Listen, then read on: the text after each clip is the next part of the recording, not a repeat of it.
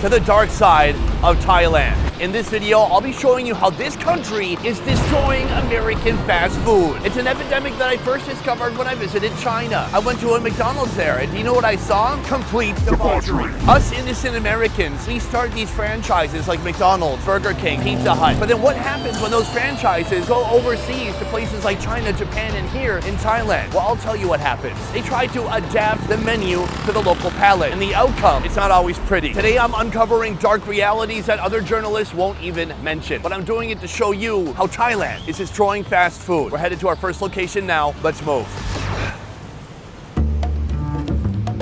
Behind me, our first target, McDonald's. If you're gonna explore fast food in any new country, McDonald's is a great place to start. It's a perfect way to calibrate the fast food situation. If what you find at McDonald's is pretty straightforward, then you know that every other location is gonna be serving foods that you're used to and that you're familiar with. Unfortunately, that is not the case here. Inside this McDonald's, they have some wild items. Not just lunch, but breakfast and lunch. Right now, we're heading inside, and we're gonna do a 2-for-1.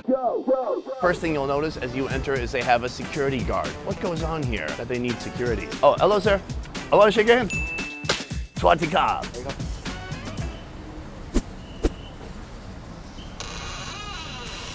Thank you. Easiest security to blow past ever. All right, here we are, breakfast. I'm excited because they have some menu items I've not seen anywhere in the USA, including this right here, chicken McPORRIDGE. Have you ever heard of such a thing? So I'm gonna get a chicken McPORRIDGE, and then you can also get a pork McPORRIDGE. I'm gonna do that as well. Ooh, you can add a McPATONGKO. Looks like a Chinese fried bread. I will be adding that as well. Also here on the McMuffin page, they have a pepper chicken McMuffin. I'm not sure if that's something we have in the USA. I don't think it is. For a beverage, I'll be getting a strawberry Fanta, because I didn't know you could do that. Oh, God, there's things you can add. There's cheesy dip, but I don't need to dip anything. There's a corn pie. Okay, I'm also going to be getting a corn pie, I just realized. These screens really get you. Did you know that people on average order more from a kiosk like this than they will from a person, because you feel the harsh gaze of judgment from a human, but from a computer screen, you feel the warm embrace of nothing. I've got my order number, so now we wait.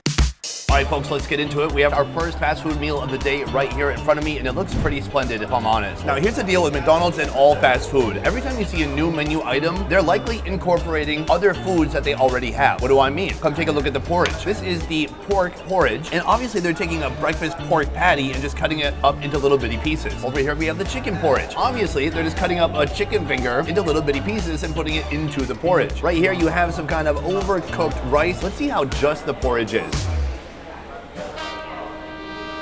A bit plain. Now, they give you some pepper. You can put some pepper in if you want to, and that would probably help, but I don't think it's made with any kind of a chicken stock. I don't hate that. Peppery, obviously. Chicken is crispy. It's good fried chicken. I gotta say, the porridge is a little flat. It lacks some flavor. It'd be nice if they made it with something like a chicken stock or something fatty. If I came here to this McDonald's, this would not be my first choice. But hey, maybe the pork will be better. But first, right here, a miniature fried bread. This is something that you'll find in China, in Taiwan, in Hong Kong, and in Vietnam. In Vietnamese, they call it huai. Usually it's about this long. Look, the shrinkflation is killing us, guys. It's brutal. So I'm gonna break that in half. It's basically just fried bread. Who doesn't love fried bread? You could also put it in the porridge and eat it with that. Let's give it a shot. That's very nice. A little crunch on the outside, pillowy, soft on the inside. It's really like the Asian equivalent of the hash brown. It's very nice. So from there we have this. This is the pepper chicken McMuffin. Something I've never seen in the USA, and can I say, a bit small. Let's give it a shot. I'm not sure what makes that a breakfast item. It's mayonnaise, it's chicken, it's cheese. There's nothing really breakfasty about it. So basically the McMuffin bread is doing all the work, but overall, I think it just tastes okay. So now to cleanse my palate, I will take a sip of strawberry Fanta. Wow. It tastes like strawberry was mainline injecting syrup into its veins. These strawberries were absolutely high on sugar. Now I'm high too. Our next sweet offering right here, the corn pie. In the United States, corn and pie are two words we don't usually see next to each other. And honestly, when I hear the words corn pie, it feels a little bit dirty. Man, I drank so much last night, I blacked out and I think somebody corn pied me. If you thought of something dirty, that's your fault. Maybe it's their fault too. Who wants to get corn pied? Well, me right now. I mean, I want to put my mouth on it. I don't know if it's going to be a good outcome though. Let's find out. Wow, I kind of like it. God, Asians will put corn in anything. When I lived in Korea, it was very commonplace for them to put corn on pizza. Here, also corn. It's that same flaky crust you would get with any type of pie at a McDonald's, whether it's filled with apples or filled with beans like they do in China. Meanwhile, the inside is just like a sweet cream corn. I kind of like it. I'm coming out as saying I enjoy getting corn pie. Moving on to our last food right here. This is the pork porridge. I fear it will be like the chicken, but let's give it a shot. Better, but it's the same porridge. There's not really anything to it, but those patties are nice. I don't mind them dicing up these patties like I'm a 2-year-old eating McDonald's for the first time. It's fun. So that is breakfast, but literally in 7 minutes, I'm gonna go back up to that kiosk and I'm gonna order lunch. Trust me, you're gonna wanna stick around to see what they're serving for lunch here at McDonald's in Thailand. It's a disaster. All right, folks, I'm ready for round 2.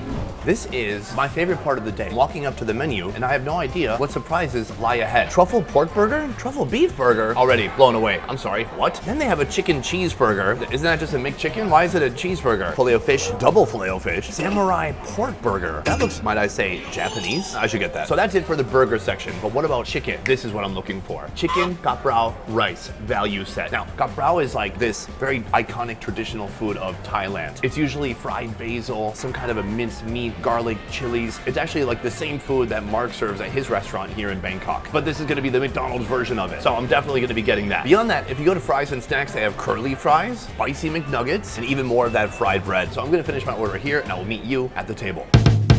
Lunch is served. Right here I have 4 menu items I've never tried before and a Coke Zero to balance it all out. Let's start with this. This is the samurai burger. It turns out this originated in Japan and it is available at the McDonald's there. When I think Japanese burger, I think way too much teriyaki. Oh my God, that is a sauce apocalypse. So a ton of teriyaki and mayonnaise, lettuce kind of strewn in there like a fun joke, and then what is probably a pork patty. Let's go for it.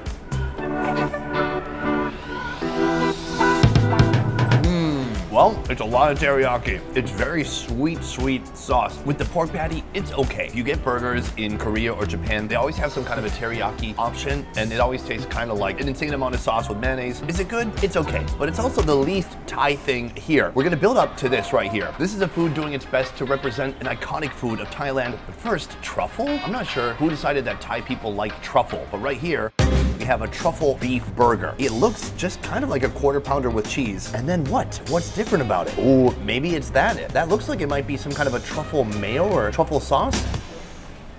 It's very truffly. Now, when you get truffle at a fast food restaurant, it's not real truffle. It's synthetic truffle made with chemicals. I like the taste of chemical truffle oil more than actual truffles because it's stronger, it's more potent. Let's go for it.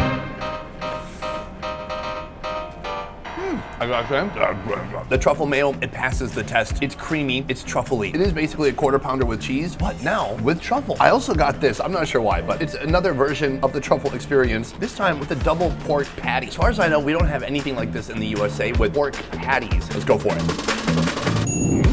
There's a lot going on there. The patties are nice, they're flavorful, they're porky, and there's 2 of them. So it's twice as much meat in your mouth, just something my camera guy loves. Right, Thomas? Remember that horse when you ate that horse part? Yes. Imagine it's just braised beef.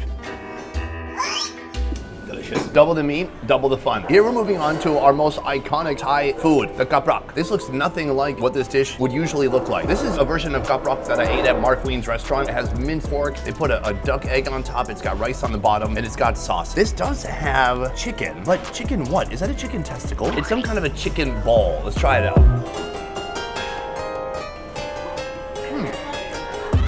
It tastes like a fried ball, but it's been put in this sauce, so the fried part of the ball is soggy now. But this sauce is very impressive. I'm gonna move this over to the rice. Ooh, that looks good. Let's give it a shot.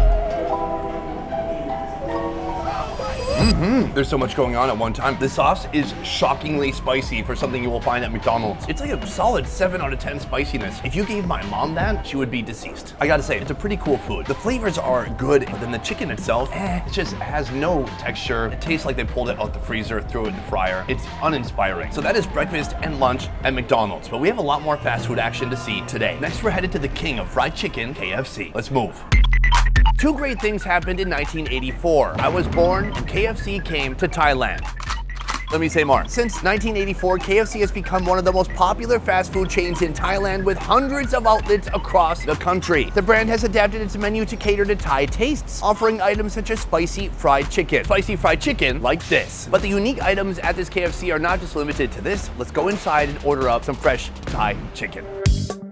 So here we go. We've got the kiosk right here. A lot of it is familiar to what you might see at any American KFC. We've got just good old fried chicken, and then of course they're gonna have a lot of spicy fried chicken options. But today what I'm interested in is a special rice chicken combination. There's two right here that I've never tried before. Come and take a look. We have KFC spicy chicken rice bowl and KFC green curry crispy chicken rice. That is what I'm gonna be ordering today. They also have nuggets, they have crispy strips, and they have a shrimp donut. I've had a lot of donuts in my day. I've never had a shrimp donut. Let's order it up and try it out at the table.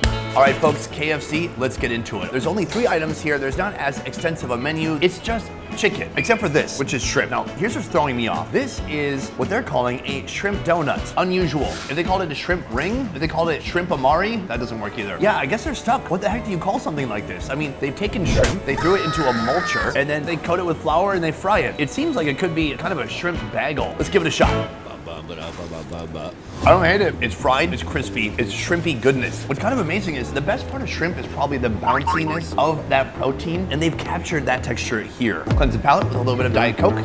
I mean, regular Pepsi. Ugh. And move on to the next course over here. Now, I'm gonna work my way up to this one. That is the very spicy chicken. This here is the green curry chicken with rice. So they have fried pieces of chicken, they have a rice base, and then they've covered everything with that green curry sauce. The first thing I wanna do, just go for that bite right there. The green curry that's completely saturated that rice. All right, let's give it a shot. Lovely. It's creamy, it's rich. I taste notes of lemongrass. I really like that. Now we gotta try it with the chicken, because that is the ultimate test. Oh, look at that bite. Fried chicken, rice on the bottom, and all of it is just drenched in that creamy curry sauce. Let's go for it.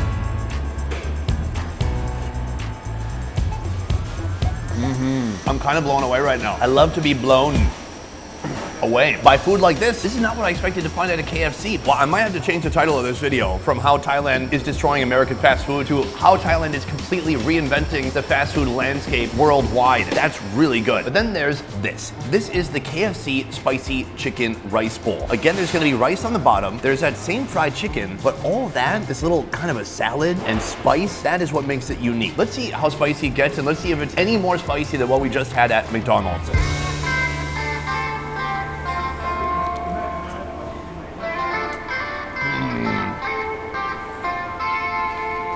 Did they make it right? It's such a weird flavor combination. It's salt, it's chili flakes, it's toasted rice powder, and then it's a bunch of sour vegetables. Let me try one more bite. Why is it so sour? It's not great. It is spicy, but not as spicy as what we just had at McDonald's. McDonald's was like a 7 out of 10. It's like a 6 out of 10. Still, would it make my mom deceased? Yes. Straight to the grave. Sorry, Mom. So these are the unique Thai offerings here at KFC, but we have a lot more to see today because we are also going to another famous burger establishment. And then today we're gonna be ending the day with a restaurant that has one of my favorite foods. I'm talking about Pizza Hut. Let's keep moving.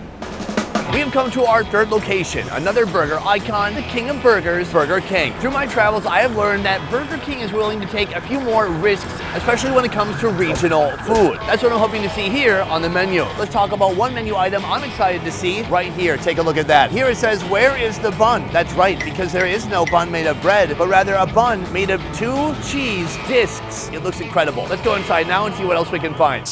Here you will see they have the Tom Yum series. Tom Yum might remind you of a Thai soup. In fact, Tom means boiled, and Yum is a sweet and sour spice. Now, there's nothing here that looks like soup. Instead, they're using the Tom Yum flavors and applying that to things like chicken. Let's go see how it's done.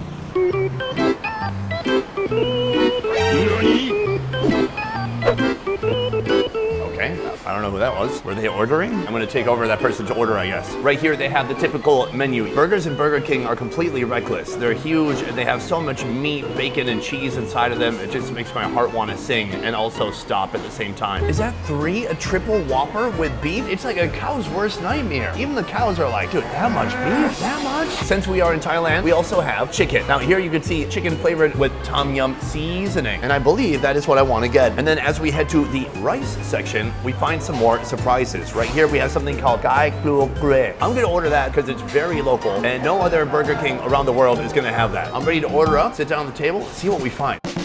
All right, folks, Burger King done the Thai way. We have chicken done in 2 different ways, and then we have this. This is what I'm most looking forward to, the bunless burger. But we're gonna wait for that. First, let's try one of the chicken offerings. The tom yum, it looks very messy. So I'm gonna save that one for last. First, we have this right here, a food known as, excuse me, ma'am, do you know what that is? ไก่คั่วเกลือ What's that? It's like deep fried chicken with salt. And then they have a sauce on the side. Do you know what the sauce on this side might be? It's gel sauce, like a little bit spicy, sour, and sweet. Well, that's all Thai food. Spicy, sour, and sweet. Thank you, random stranger. So there's a couple things going on with this dish. We have the fried chicken. We have that spicy, sweet, sour sauce on the side. And then we have a rice that has been labeled as sticky rice. Is that supposed to be sticky rice? I'm gonna say that's just normal jasmine rice. It doesn't seem like sticky rice at all. Tragic. I love sticky rice. Here's my big question. They have named this something Thai, but is it just gonna be like some normal fried chicken? Let's find out. Yeah, it is. It's good. It's not disappointing. It seems like maybe real pieces of chicken rather than the processed chicken mush. It also tastes like a nice dark oily piece of thigh. But then we have this. This perhaps is where the flavor comes in. It's sweet, smoky. It's got a nice, deep savoriness to it. It's kind of like a jazzed up barbecue sauce. Not bad. Cleanse the palate and move on to the next food. This might win the trophy for the day, a bunless burger. But wait, Sonny, how is it possible to have a burger with no bun? Well, you replace the bread with blocks of cheese. So right there, you could see the burger patty inside, just ketchup. I know what you're thinking. Wait, this cheeseburger has no cheese. No, that's the best part. I'm gonna do an epic cheese pull and we'll see what happens. It is gooey, it is processed, and it's all over the place. Now, I don't recommend doing what I just did, but I wanted to give you a nice visual for what's inside. This is 2 cheese-filled hockey pucks. Let's give it a try.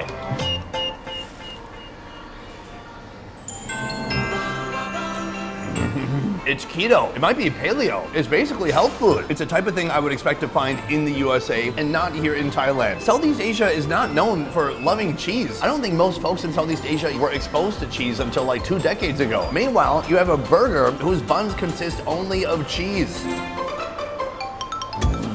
It's really nice. So that is the bunless burger. Do I like it? Are you kidding me? I love it. I'm in love. From here, we have one food remaining. Tom yum in the form of chicken. Now, what's mysterious about this is that there's no soup involved. I'm used to tom yum being like a seafood soup. Right here, it looks like I've got perhaps a thigh. It's just absolutely coated in this powder. Let's give it a shot.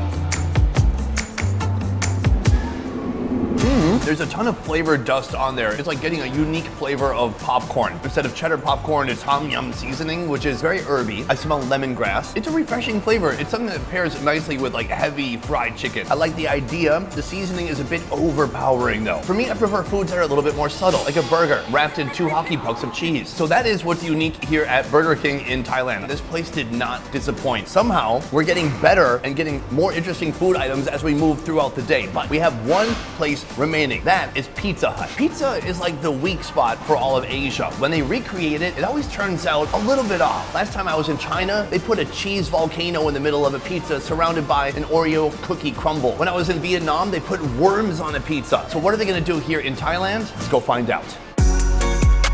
Here there is a pizza known as Hokkaido cheese. Now, Hokkaido is a region in Japan. I'm not sure if they're known for cheese or not. It's a great word for branding. If you put Hokkaido in front of most things, it will be more expensive. So I'm gonna be ordering the seafood and Hokkaido cheese pizza, but for the crust on that one, I'm gonna be getting shrimp cooked into the crust. That's the plan at least. How's it gonna turn out? Let's find out.